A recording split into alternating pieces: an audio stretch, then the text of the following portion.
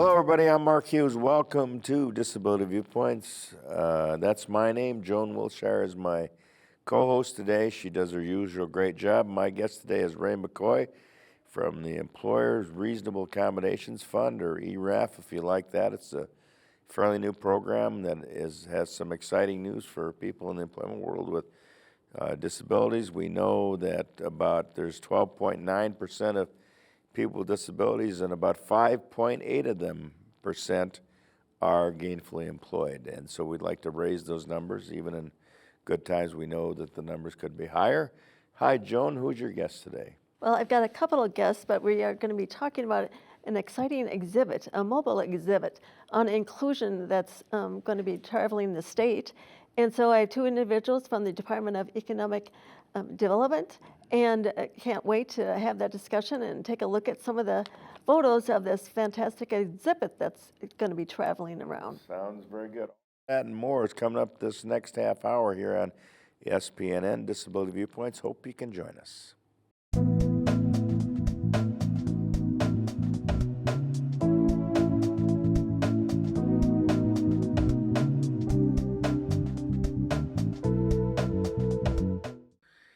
Hello, I'm Mark Hughes. Welcome to this edition of Disability Viewpoints. With me is Ray McCoy from the Employers Reasonable Accommodation Fund, or ERAF for short, if you like that.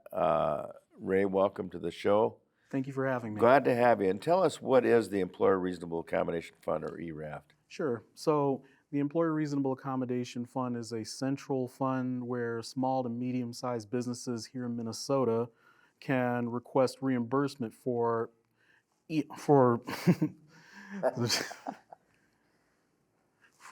request reimbursement for reasonable accommodations they purchase for either current employees or for applicants. So once they do that, they can submit a request to us, and we can reimburse them the money they spent on those reasonable accommodations. Sounds good. And what are some examples of a reasonable accommodation, and does it coincide with the Americans with Disabilities Act?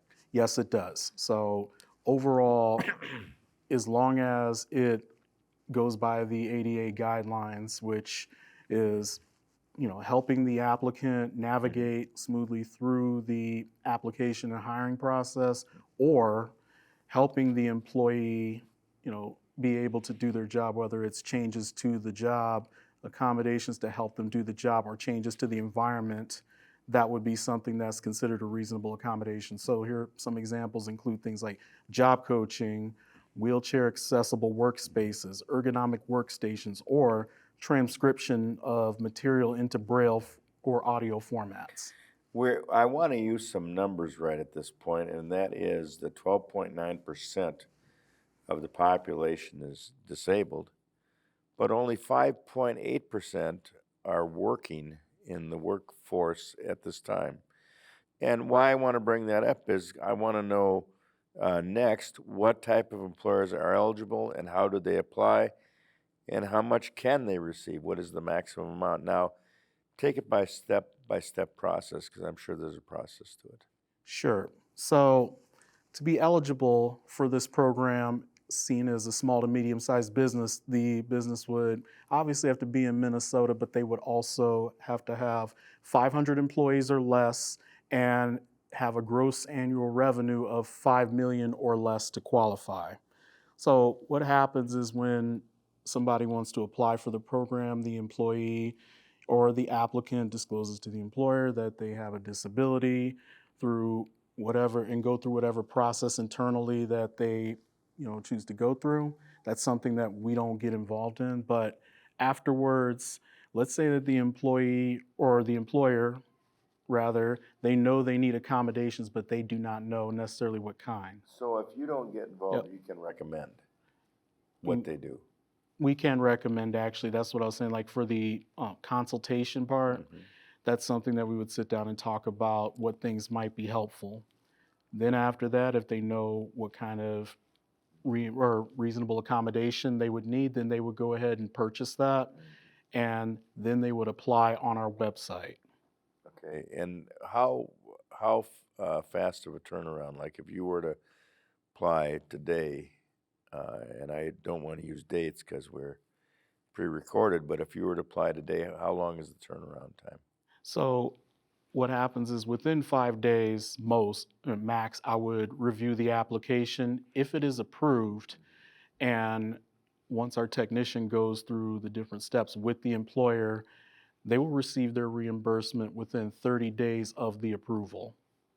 So how can employers learn more about ERAF? Do you have workshops? Do you have people that come out and see you? How do you do that? What's the process? So we do actually, and we're actually launching one next Wednesday, the 21st at 2 p.m. It's going to be virtual. And what the employer could do if they're interested is go to our website. There's a tab where it says like webinars. They could sign up there, or they could email us for the information at eraf.deed@state.mn.us. And again, that Say email. that again, Yep. one more time. The ERAF.deed. Yep, eraf.deed@state.mn.us. At the end of the show, I'll ask for your contact information. You want to put that in too, you can. And then what examples of business that has used the ERAF program? So here's an example of a business, actually one of our earliest applicants. It was a tech company, went and applied for reimbursement on an ergonomic workstation for an employee who was disabled, and because of that we were able to reimburse them. But they also came back to us asking for another type of accommodation that we had to look through and verify, and that was to transfer the back end of the website for another employee who was visually impaired. So Right. what happened was that after talking about it, we said, yep, we can go ahead and reimburse this as a reasonable accommodation.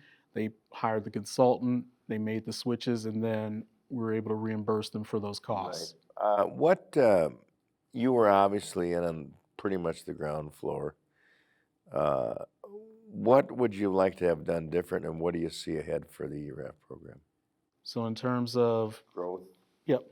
So in terms of growth, so one, I mean, I would really like to see this, be well utilized throughout the state by all small to medium-sized businesses, but also I would love to see, mostly more people with disabilities have these different opportunities to where they can actually get long-term and stable jobs and have the tools and means to really build a career for themselves. So what support does the state give you to people like Senator John Marty, and there's other ones from other parties? How many people know about this program? So we're still a brand new program as of September 1st. So we're still getting the word out here slowly but surely. We have been in contact with a few different types of people, like the mayor of, like just different mayors, like the mayor of Richfield. We were able to present this to her, but we're still working and getting the word out there. Right. What type of marketing are you using to get the word out? What's your best suit for that? So it's everything from social media marketing to email marketing. We send out a blast at least once a month, but also in this early stage, what I've been doing is visiting different chambers of commerce and really trying to connect with local businesses as well as different, community leaders there. I see. So is there ever a business that needs more time to put things together? They found out about this program and they're not ready to go. How do you help them prepare? So in whatever stage, whether it's they're interested in hiring somebody with disabilities or they really have to assess their options, the one thing that they could do at any point in the process is that they can set up a meeting with us so we could discuss, all right, what are the next steps that would work for you? Or, so if it's something like they want to hire people with disabilities, I'll refer them to people within Voc Rehab or State Services for the Blind that could connect them to employees. But also, let's say that they needed time to look at and assess what kind of reasonable accommodations they could do and like what costs there are, that's fine. As long as we have the funds, there's no time limit or whatnot in which we can submit to the business. Exactly. What sparked you to get involved in ERAF and create it and start it and all these things? How did you get your interest? So, one, I didn't create that, so it would be wrong for me to take the credit for that. Okay. But what inspired me overall is that I saw this as a game changer, and from someone who, and I'm just gonna be totally frank about this, somebody who has a disability themselves Right. and has struggled some to really build a career. I feel like ERAF is the perfect opportunity for others to have a better chance to, make it smoothly in a way that I didn't. So Okay. Yeah. And uh, what what type of financial backing? How do you start a program like this? So how it started was that the legislature appropriated the funds to us. So last summer, when the legislature approved this, it's a 2-year pilot program that goes from July of last year to June of next year. And each of those years, they appropriated $2 million to us. Great. So are you a 2-year pilot program? Yes. And that we did that with transportation also, and so hopefully the two work hand in hand. So what other benefits to ERAF are there? We have a couple minutes left, so. So overall with businesses, we feel like by having people, by helping people with disabilities achieve a long-term goal, which is long-term and stable employment, Right. these employees are things that are able to basically enjoy what the benefits are for the employer. Right. It would come down to they are getting more returns on their investment, because studies have shown that people with disabilities stay at jobs longer than You bet. people who do not. You bet, because it's harder to find another one should that happen. So do you send out job coaches if the people need it, or is that up to the companies? So we have a list of job coaches that we work with in-house, and we would refer them to the employer, where they can make contact and get all that set up on their end. Sounds good. Now I'm going to do the final word segment, because I think we come to that point of the show. Is there anything I might have missed? I don't think so. Sure. Any final thing you want to say? It's your show. You got the wheel. And we're hoping to really, really get this program out. I invite any small business, doesn't matter what kind of business, as long as you fit within the guidelines, to come and check us out, because it's really a game changer here. Ray McCoy, thank you very much. It's a very viable program. If you haven't noticed, I'm pretty big on employment with the people for disabilities, and we'll be back with more Disability Viewpoints right after this. Stay tuned, please.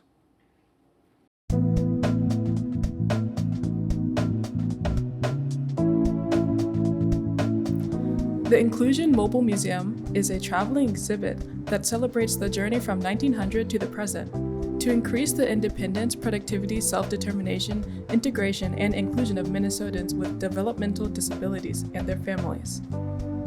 Inclusion offers visitors a deeper understanding and perspective as Minnesotans with developmental disabilities work towards greater inclusion. Created by the Governor's Council on Developmental Disabilities together with Minnesota's Department of Employment and Economic Development, this exhibit puts the brutal truth of the past and progress made on bold display in a mobile museum placed in buildings throughout the metro area. With me today to talk about this exciting exhibit that's traveling around the state are two individuals from DEED. Natasha Jerde, she's the Executive Director of the Minnesota State Council on the Blind. And then, of course, we've got Mohamud. He is a communications specialist and from also the Department of Employment and Economic Development. Lots of big words there for all where you're from, but thanks for coming in to talk about the traveling exhibit on inclusion. Thank you. So let's just start with from the beginning in terms of, tell us how this all came about. So as you mentioned, the Governor's Council on Developmental Disabilities, which is led by Dr. Colleen Wick, has really wanted to make sure that the history is being shared around the civil rights and the journey that people with developmental disabilities have went through starting in the 1900s. And it is not, it's not a pleasant history, but it's one that needs to be shared so that we can understand how far we have come and how far we still need to go. Right. Now, talk about the exhibit so that we can get a feel of what it's going to be like. I know there's photos, and the photos, as you said, are graphic and upsetting, but the story needs to be told. So talk about the exhibit. Absolutely. And Mohamud, would you care to share? Yes, absolutely. The exhibit is graphic. It's a world of emotions. It shows you that individuals with disabilities were at some point shackled to beds or crawling because there wasn't accessible ramps installed into buildings.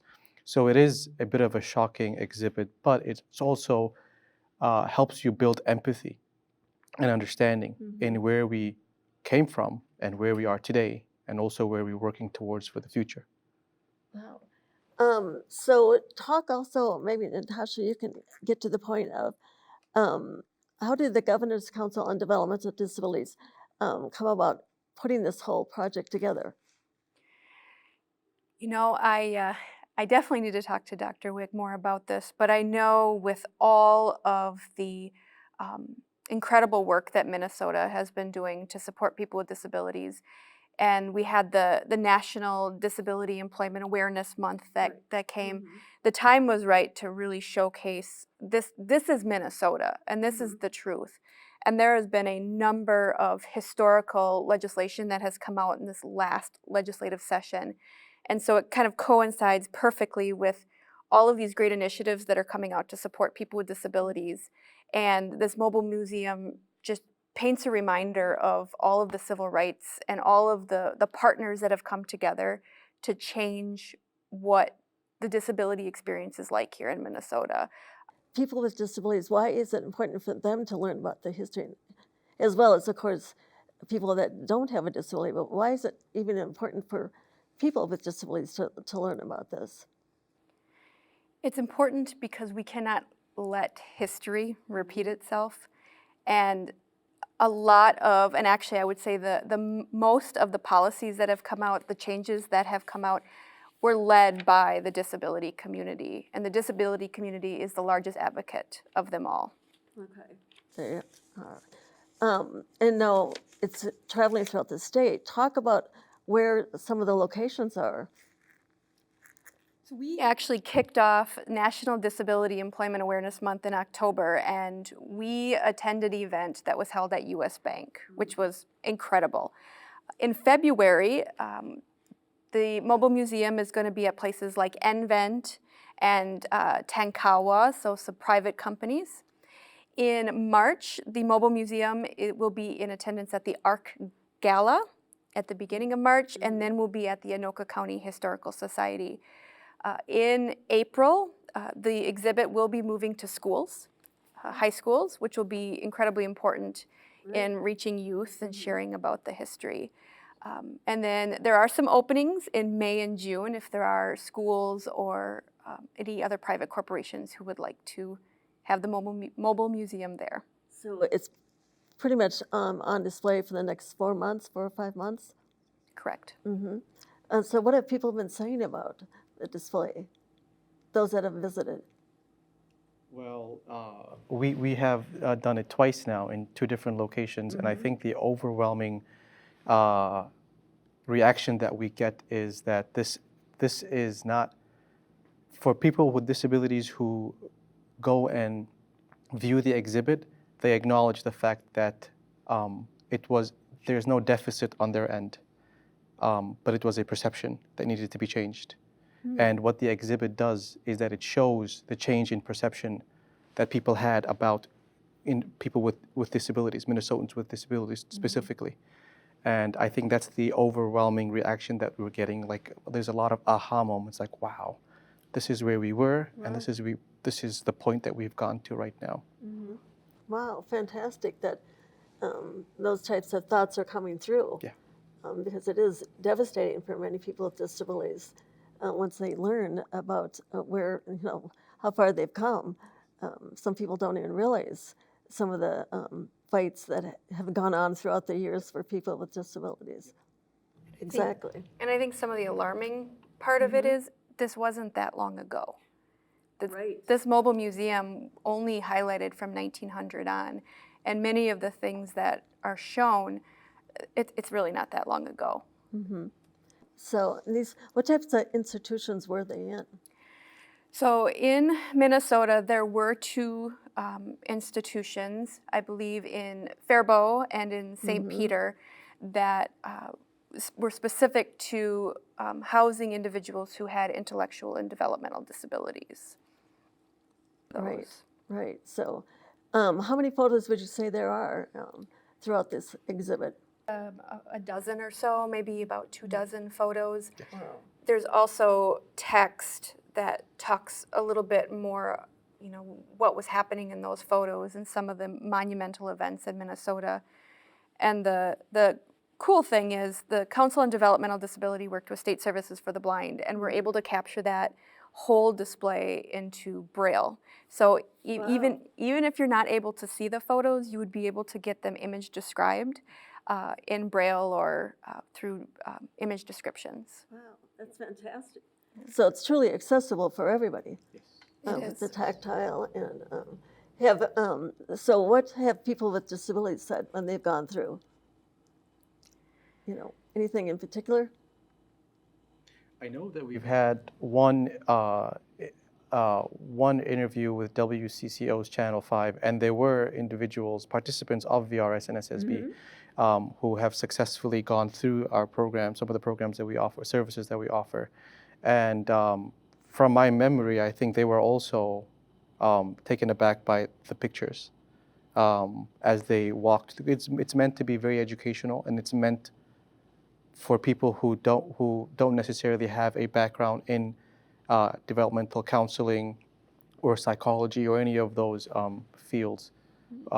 But the overwhelming reaction is, wow, this is it's disheartening,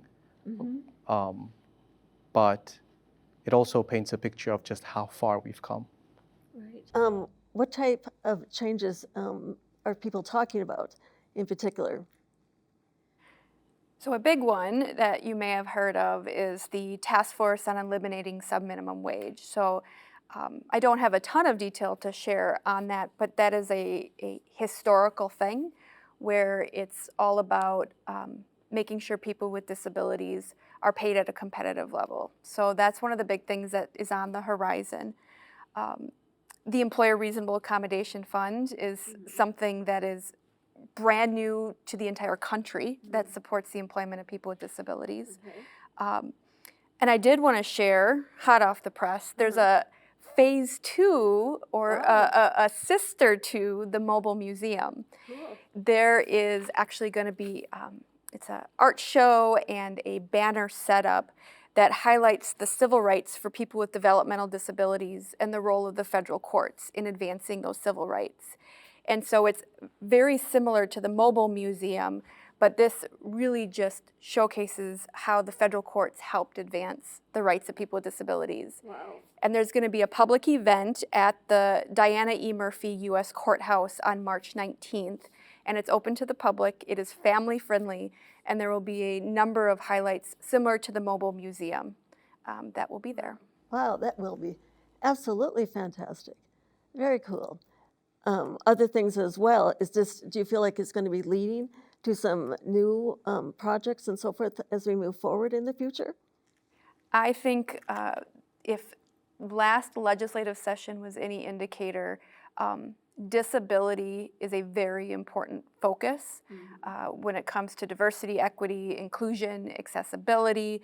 I think there is a lot more to come as we create a community in Minnesota that is a great place to live and work if you are a person with disabilities. And when you're looking at this, the impact, do you think it's going to be a long-term type of impact, or what do you feel that's coming from this? I think in order for it to be a long-term impact, we need to continue doing things like this. We need to continue telling the story. We need to share the journey. We can't let this just be a one and done. This is a form of outreach that I think is very powerful for destigmatizing communities with disabilities, and also for us to start thinking of the assets that people with disabilities bring, and not the deficits like we used to. I think we're coming from a place where we excluded people with disabilities from our communities, from our workplaces, but we have come a long way in including them in every aspect of life that brings them integrity and honor. Right. I'm actually surprised you haven't seen some or felt some resistance from some individuals, but showing such graphic photos and talking about some things that are negative. I think the mobile museum does it in a way that it's not there to elicit shock for the sake of shock. It's there to just provide just the brutal realities and truth. Right. And as you advance through the years, you also get that hope as you're reading through the exhibit cards, that you can see what had happened at the beginning, but you can start seeing also the hope that is coming as the years progress. So I have not heard any negative feedback about the graphic nature of the images. It was more, this is devastating. How can we make sure this never happens again? Wow. Well, that's. If you want to see the full schedule of where the mobile museum will be, the Governor's Council on Developmental Disabilities website has a really great timeline, as well as what days are open, if people would like to have it in their own business. The Minnesota Governor's Council on Developmental Disabilities. If people can go to that site then. Fantastic. Well, thank both of you for coming in and talking about this important mobile exhibit on inclusion. Can't wait to go see it myself. Thank you. We'll Thank be you. back right after these messages.